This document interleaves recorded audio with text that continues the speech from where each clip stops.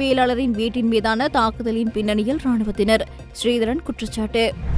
பொது வேட்பாளர் தெரிவில் அனைவரின் ஆதரவும் அவசியம். செந்தில் தொண்டமான் தெரிவிப்பு. தமிழ் பொது வேட்பாளரை தனியொரு கட்சி தீர்மானிக்க முடியாது. வியாழேந்திரன் சுட்டிக்காட்டு. எந்தொரு தலைவராலும் தனித்து சாதிக்க முடியாது. தேரர் எச்சரிக்கை. முல்லைத்தீவில் பறிபோகும் தமிழ் மக்களுடைய பூர்வீக காணிகள். ரவிகரன் ஆதங்கம். இந்திய அமெரிக்க இருதரப்பு உறவுகள் வலுப்பெறும். ஜெய்சங்கர் உறுதி. யாழில் ஊடகவியலாளரின் வீடு தாக்குதலுக்குள்ளாகி 3 தினங்களாகியும் இதுவரை எவரையும் போலீசார் கைது செய்யவில்லை என குற்றம் சாட்டிய நாடாளுமன்ற உறுப்பினர் சிவஞானம் ஸ்ரீதரன் குறித்த தாக்குதலின் பின்னணியில் ராணுவத்தின் மறைக்கரங்கள் உள்ளது என தெரிவித்துள்ளார். அச்சுவேலியில் தாக்குதலுக்குள்ளான ஊடகவியலாளரின் இல்லத்தை நேற்று பார்வையிட்ட பின்னர் ஊடகங்களுக்கு கருத்து தெரிவிக்கும் போது அவர் இவ்வாறு கூறியுள்ளார். குவிந்திருந்த பொழுது செய்திகளை சேகரித்த காரணத்திற்காக இவரோடு இணைந்த செய்தியாளர்கள் இன்னும் ஒருவர் பரதன் மற்றும் பிரதீபன் ஆகியோர் இராணுவத்தால் அச்சுறுத்தப்பட்டும் இருக்கிறார்கள். இராணுவ புலனாய்வாளர்களால் விசாரணைக்கு முற்படுத்தப்பட்டிருக்கிறார்கள். ஆகவே இது நான் நினைக்கிறேன் தொடர்ச்சியான சக்தி டிவியினுடைய செய்தியாளரான பரதனும் மற்றும் சுதந்திர ஊடகவியலாளரான பிரதீபன் அவர்களும் ஊடக செய்திகளை சேகரிப்பதற்கு எதிராக அச்சுறுத்தப்பட்டிருக்கிறார்கள். இது ஒரு தொடர் நடவடிக்கையாக இங்கு ஆரம்பிக்கப்பட்டிருக்கிறது. ஆகவே அரசாங்கம் இராணுவம் போலீஸை குவித்து வைத்துக்கொண்டு ஒரு திறந்த வழி சிறைச்சாலையில் அடக்குமுறைகளை இன்னும் விரிவுபடுத்தி வருவதையே இந்த விடயங்கள் கோடிட்டு காட்டுகின்றன. இது ஒரு சர்வதேச நாடுகளுடைய கவனத்திற்கும் ஏனையவர்களும் கொண்டு செல்லுகின்ற அதே நேரம் இதில் நாங்கள் விழிப்பாக இருக்க வேண்டும். இது முழுக்க இராணுவத்தினுடைய பின்பலத்தோடு நடைபெறுகிறது என்பதையும் நாங்கள் இந்த இடத்திலே தெளிவாக புரிந்து கொள்ள முடியும். ஜனாதிபதி தேர்தலில் ஒரு பொது வேட்பாளரை தெரிவு செய்து அனைவரும் ஒன்றிணைந்து ஆதரிப்பதே வெற்றிக்கான வாய்ப்பாக அமையும் என இலங்கை தொழிலாளர் காங்கிரசின் தலைவர் செந்தில் தொண்டமான் தெரிவித்துள்ளார். மட்டக்களப்பு மண்முனைப்பற்று பிரதேச செயலாளர் பிரிவுக்குட்பட்ட தாழங்குடாவில் புனரமைக்கப்பட்ட வீதி திறப்பு விழாவில் கலந்து கொண்டு கருத்து தெரிவிக்கும் போது அவர் மேற்கண்டவாறு குறிப்பிட்டுள்ளார். இங்கு அவர் மேலும் கூறுகையில், இந்த நாட்டில் ஏற்பட்ட பொருளாதார வீழ்ச்சியினால் இன்று எந்த கட்சியும் பலமான நிலையில் இல்லை. ஒரு பொது வேட்பாளரை தெரிவு செய்து அனைத்து கட்சிகளும் ஆதரிக்கும் போது சக்தி வாய்ந்த தலைவர் ஒருவரை இந்த நாட்டில் தெரிவு செய்ய முடியும். மேலும் யார் ஜனாதிபதியாக வர வேண்டும் என்பதற்கு 51% வாக்குகள் தேவையாக உள்ளன. அவ்வாறான வாக்குகளை பெறும் நிலையானது இன்றைய நிலையில் எந்த கட்சியினாலும் கடுமையான போட்டியாகவே இருக்கும். அதனால் பொது வேட்பாளரை நிறுத்தி அனைவரும் ஒன்றிணையும் போது வெற்றிக்கான வாய்ப்புகள் அதிகமாக உள்ளன என அவர் தெரிவித்துள்ளார். தமிழ் பொது வேட்பாளர் என்பது தனியொரு கட்சியால் தீர்மானிக்க முடியாது என ராஜக அமைச்சர் சதாசிவம் வியாழேந்திரன் தெரிவித்துள்ளார்.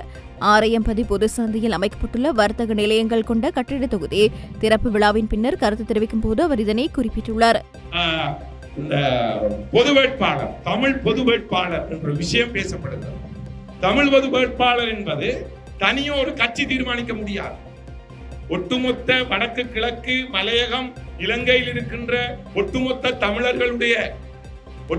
தமிழர்களை பிரதித்துவப்படுத்துகின்ற அரசியல் தலைமைகள், அரசியல் கட்சிகள், மக்கள் பிரதிநிதிகள், சிவில் அமைப்புகள், புத்திஜீவிகள் எல்லாரையும் ஒன்றிணைத்துத்தான் தமிழ் பொது வேட்பாளர் விடயத்தை பற்றி பேச வேண்டும்.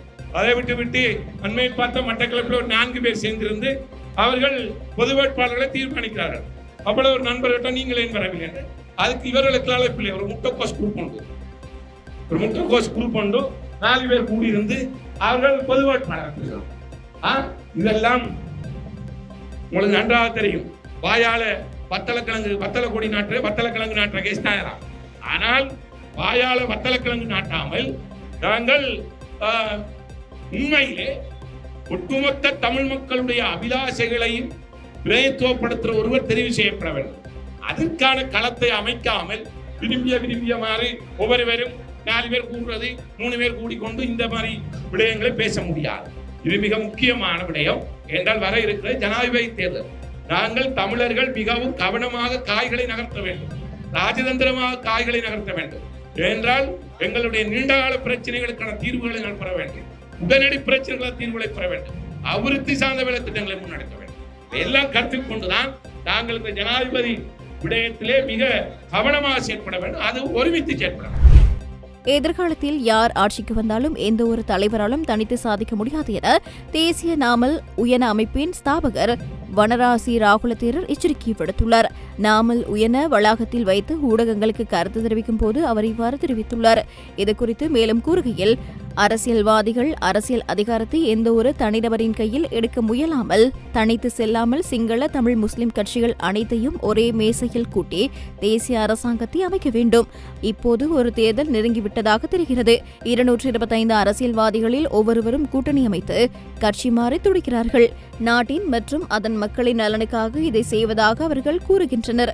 கட்சி நலன்களையும் தனிப்பட்ட ஆதாயங்களையும் புறந்தள்ளிவிட்டு அரசியல்வாதிகள் அனைவரும் ஒன்றிணைந்து தேசிய அரசாங்கத்தின் மூலம் இந்த நாட்டை முன்னோக்கி கொண்டு செல்ல வேண்டும்.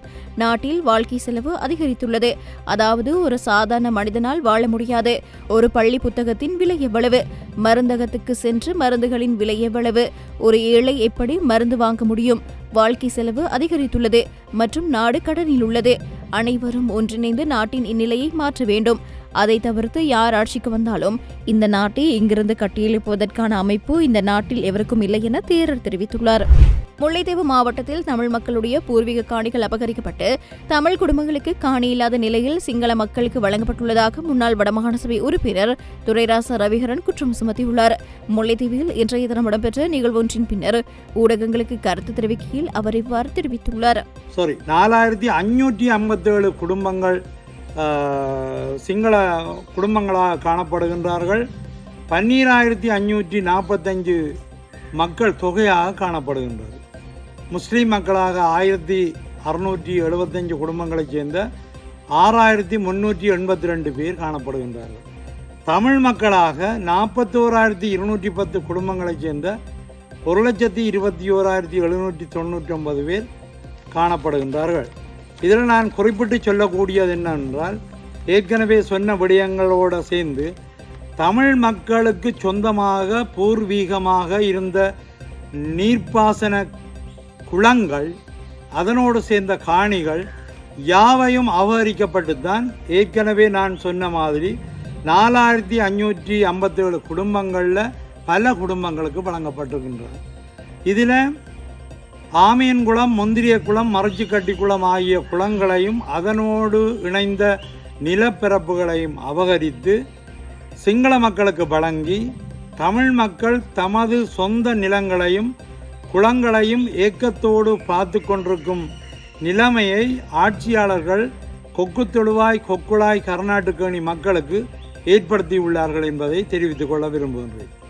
இது தவிர 2022ஆம் ஆண்டு காலப்பகுதியில் 28676 இளைஞர் யுவதிகள் தங்களுக்கு 1 ஏக்கர் காணி வீதம் தரச்சொல்லி விண்ணப்பித்த ஒரு நடவடிக்கை இருக்கின்றது. அதுவும் அரசாங்கம்தான் அந்த விண்ணப்பத்தை செய்யும்படி அறிவித்தல் பெற்றிருந்தது. ஆனால் இன்று வரைக்கும் அந்த 28676 இளைஞர் யுவதிகளுக்கு எதுவித காணிகளும் வழங்கப்படவில்லை. அதற்கான முயற்சிகளும் நடக்கவில்லை என்பதையும் சுட்டிக்காட்ட விரும்புகிறேன். இந்தியா மற்றும் அமெரிக்கா இடையிலான இருதரப்பு உறவுகள் வலுப்பெறும் என மத்திய வெளியுறவுத்துறை அமைச்சர் ஜெய்சங்கர் தெரிவித்துள்ளார். டெல்லியில் மத்திய வெளியுறவுத்துறை அமைச்சர் ஜெய்சங்கரை அமெரிக்க தேசிய பாதுகாப்பு ஆலோசகர் சந்தித்து கலந்துரையாடியுள்ளார். இதன்போது இருவரும் இருதரப்பு உறவுகள் மற்றும் உலகளாவிய பிரச்சினைகள் குறித்து விவாதித்துள்ளனர். இதனையடுத்து குறித்த கலந்துரையாடல் குறித்து எக்ஸ் சமூக வலைதள பக்கத்தில் ஜெய்சங்கர் வெளியிட்டுள்ள அறிக்கையில் அமெரிக்க தேசிய பாதுகாப்பு ஆலோசகருடனான சந்திப்பு சுமூகமாக இருந்ததாக குறிப்பிட்டுள்ளார். அத்துடன் பல முக்கிய விடயங்கள் குறித்து பேசியதாகவும் இரு நாடுகளும் இணைந்து செயற்பட உறுதியேற்றுள்ளதாகவும் அவர் பதிவிட்டுள்ளார். மேலும் இந்தியா மற்றும் அமெரிக்கா இடையிலான இருதரப்பு உறவுகள் வலுப்பெறும் என்ற நம்பிக்கை தனக்கு உள்ளதாக மத்திய வெளியுறவுத்துறை அமைச்சர் ஜெய்சங்கர் தனது எக்ஸ் தளத்தில் பதிவிட்டுள்ளார்.